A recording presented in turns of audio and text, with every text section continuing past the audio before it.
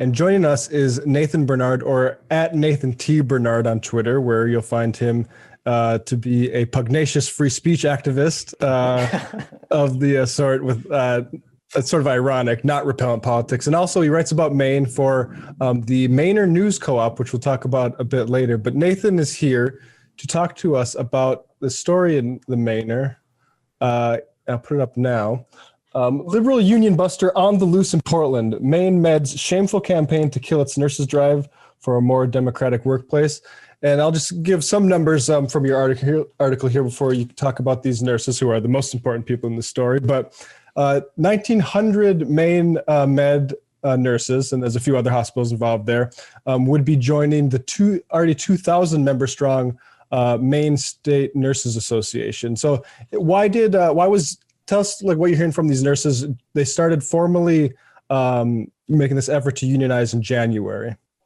Yeah, it started back in 2019, and this is the third time now that they've tried to unionize. Happened in 1976 was the first drive, and then 2000 before. And I talked to some organizers and nurses that were involved in those pushes, and just unfortunately, here in this case, the demands, I guess, are around like staffing shortages, exacerbated by COVID, obviously. But again, started in 2019, so there's already issues.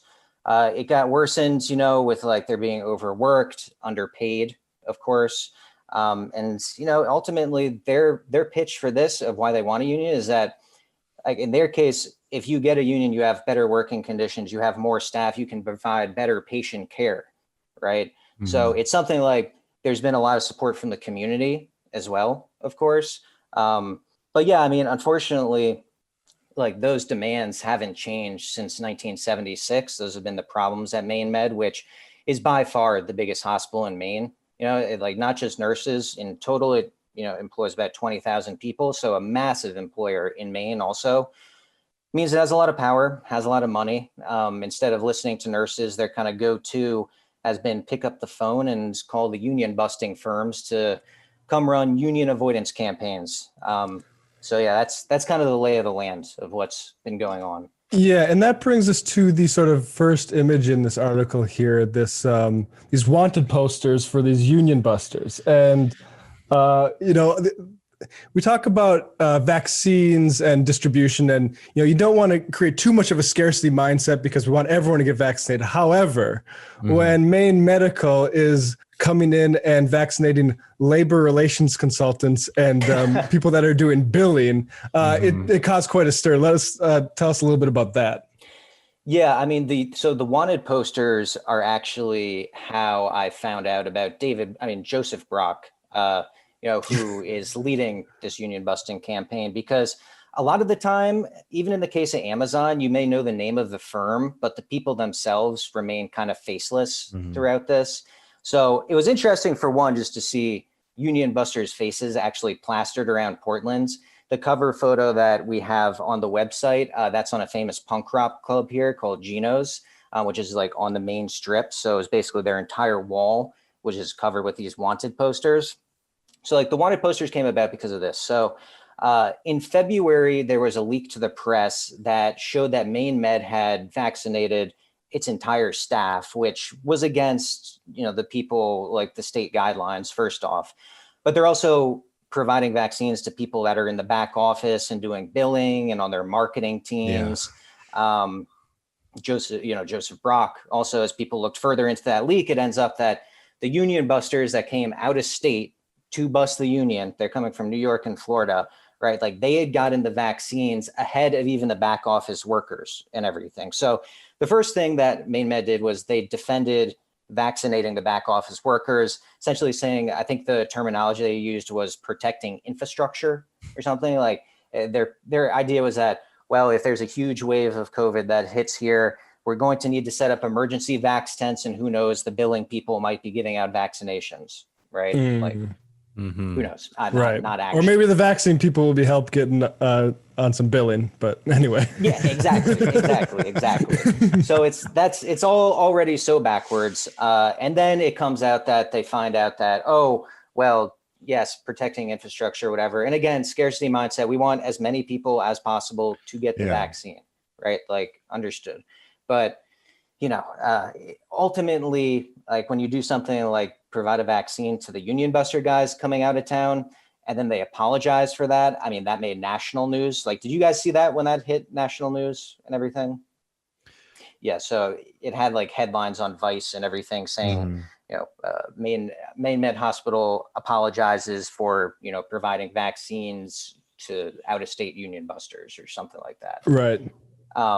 But yeah, ultimately, I mean, it's like protecting infrastructure, and there's a lot of op-eds from nurses and patients and people that used to previously work in Maine Med that they weren't fooled by that stuff. No one was. The people in the hospital weren't. The patients. Is pretty clear that they're prioritizing profit over people's health, right? And like choosing, to protect revenues rather than protect patients. Because by like even with the back office people, the folks that you're providing those vaccines to, it could be going to an at-risk person in Maine. And Maine has the highest median age of the entire country, right? And our guidelines for the vaccine, because of that, have been a little bit weird. It's been purely based off age. So because we have that really old population, some are cynical and like, oh, it's because that's a voting block that is important to people like Janet Mills, who's up for re-election in 2022.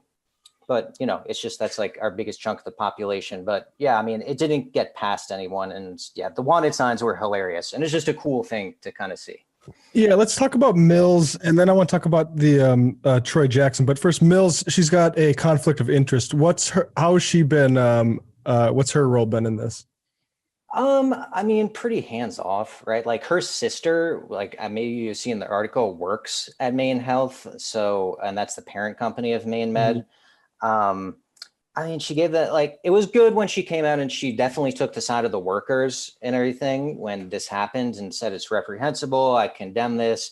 It's absurd that, people, and which could have been up to 10,000 potential vaccines were given out before this was even caught wind of. So that 10,000 people would be prioritized at the most at risk. She says that, but, she just condemned it and kind of moved on, right? It wasn't, she didn't do much past that. I mean, Troy Jackson is the guy that is our Senate president here, is a union guy in the past. He used to be in like the loggers union, was a logger up in like way far north Maine before he was in the state Senate. So he's been very vocal, which has been great. But yeah, Mills, meh. And I would just add that, this fight is obviously really important because you're talking about fighting for nurses, but it shows those certain parts of the community that have a lot of like organic support for them. Like much like when we saw like the teacher strikes in red states a couple of years ago, like everybody understands how important nurses are. And I don't know, because it's an interesting time politically, obviously, because we have needed people in the medical, field to really donate a lot of their time and sacrifice to protect the community, which I'm sure is like a big basis of the anti-union arguments that we're seeing from the opponents saying, oh, they can't have all these things because then we won't be able to do what we need to do to stop COVID. But just like when you're talking about something like, Amazon, which is an organization that can like deliver products very quickly, like the way you solve those kind of issues of capacity is by increasing like the pool of workers, right? And you increase the pool of workers by increasing and bettering their working conditions, right? So it's something that everybody can come together on. Yeah, I think the teachers are a really interesting analogy too. I interviewed a guy that is a national policy director for AFL-CIO for this piece, and then I also interviewed the head of the AFL-CIO here, Matt Shalobum, and the guy Christian Sweeney, the national policy director. He brought up exactly what you just did with like in the red states and teachers organizing, and I think it's something that there can be a lot of groundswell of support in the communities too. Like we saw a patient letter here that was signed by thousands of people, because you can really rationalize it of that if you have better working conditions, you have better staff, especially during COVID, that your service that these workers are providing is going to be better. You're going to get a better education. If you're a teacher, if they have more staff and more resources to provide better education, like you're going to get, better medical care. here, you know, because you're giving better working conditions and more staff to the nurses, so they're not working themselves into the ground. So that's, you know, that's definitely part of the reason why it's been like there's been such a groundswell of support. And everyone, like Troy Jackson, like his letter was very personal, and everyone has a personal experience that they can talk about of I was in the hospital, my family member was in the hospital, they were hurt, right? Or they needed a surgery, and the doctors performed the surgery, but the nurses are your family, right? And they're the ones that are going to be around you, especially during COVID when you can't have your loved ones with you. They fill that role for you. So I don't know. There's definitely just, I think in general, as you talk about Amazon and just essential workers too, I think you know, I'm not a labor expert, right? But like, there's definitely, at least from this, like been a shift of just the thought that like an essential worker is expendable, is how people used to talk about it before. Oh, you're, you know, minimum wage worker, you churn them out. And in a lot of these jobs, there are high churn, right? But here, like you're an essential worker, they're worth, especially during the pandemic, we wouldn't be here today if it weren't for folks like nurses and the frontline workers and the people that are still going to work every day to do this. You're essential for a reason. So yeah, I think just it is like people are realizing their power in these situations, and like Amazon, we'll see how that goes. And even if it's not successful, like it's like the thinking has changed, I think. So yeah. I mean, it's a very clear, the teachers and nurses especially, that's like very clear like analogy between the two, I think. Yeah, the COVID part of this is interesting too, because that letter Troy signed and the lawmaker signed was specifically mentioning these captive audience meetings and type of anti-union harassment going on during COVID. And I want to play this ad here just before we get into Brock himself a little bit deeper. But here's an ad from Maine Health. COVID made us vulnerable. Don't let the union take advantage. And this is pretty aggravating, and It's very bad. Inflict it on the rest of our audience. Yeah.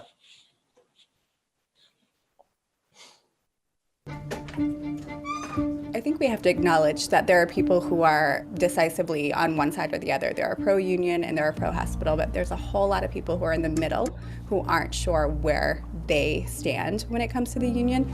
Do your research, do your homework, you know, get educated, because this is going to change everything if we get a union here. We don't need to pay someone to do what we can do ourselves.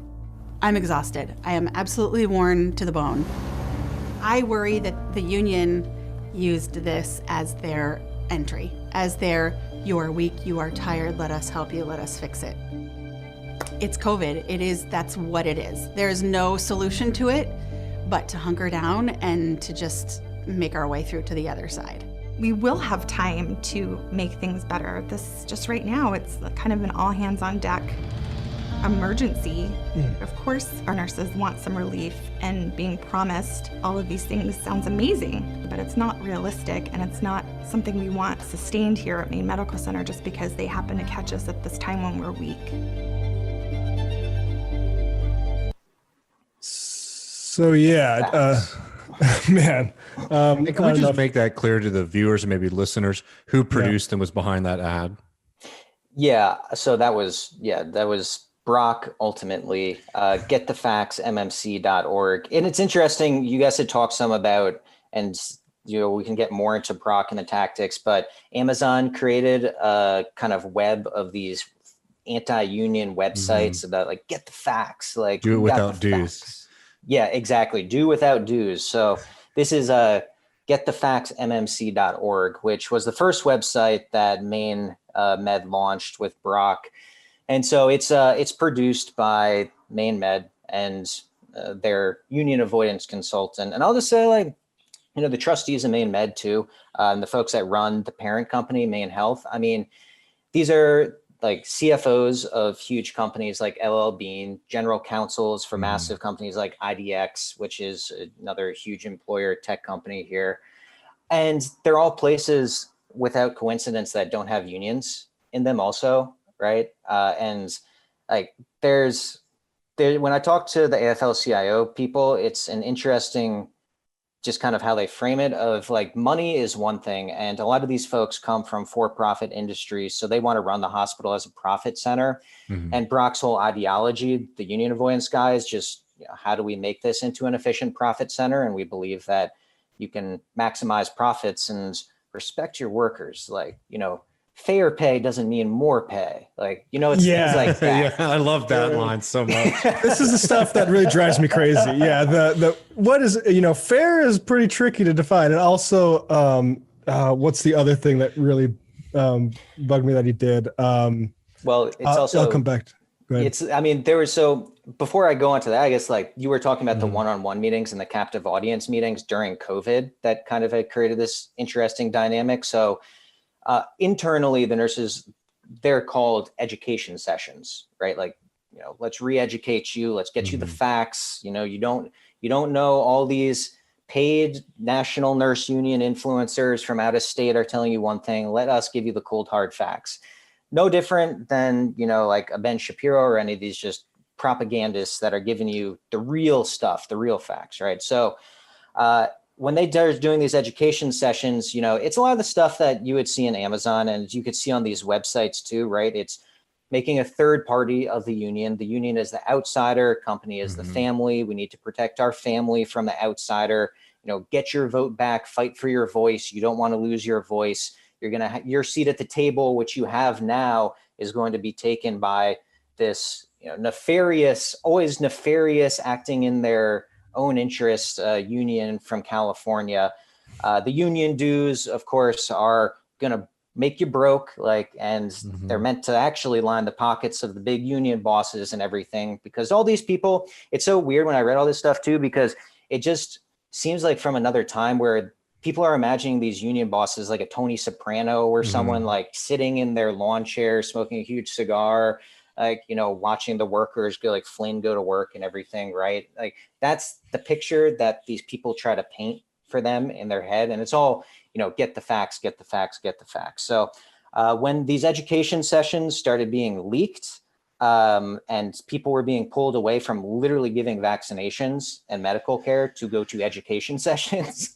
The most ridiculous thing I think that happened was Devin Carr, who I guess I call him a middle manager, kind of. He's like the chief nurse in the hospital, but he put out a memo basically saying, we acknowledge that these education sessions are happening. Yes, we're pulling them away from giving vital health care. And this is the type of divisiveness that a union brings to the workplace. So it was all, this is happening because you want to unionize. This is happening because of the National Nurses Union in California.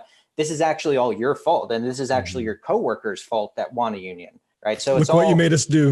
Exactly. Look what you made me do. Now I have to re-educate you. Like now we have to do these education sessions. I didn't want to have to do this, but like we got Brock here.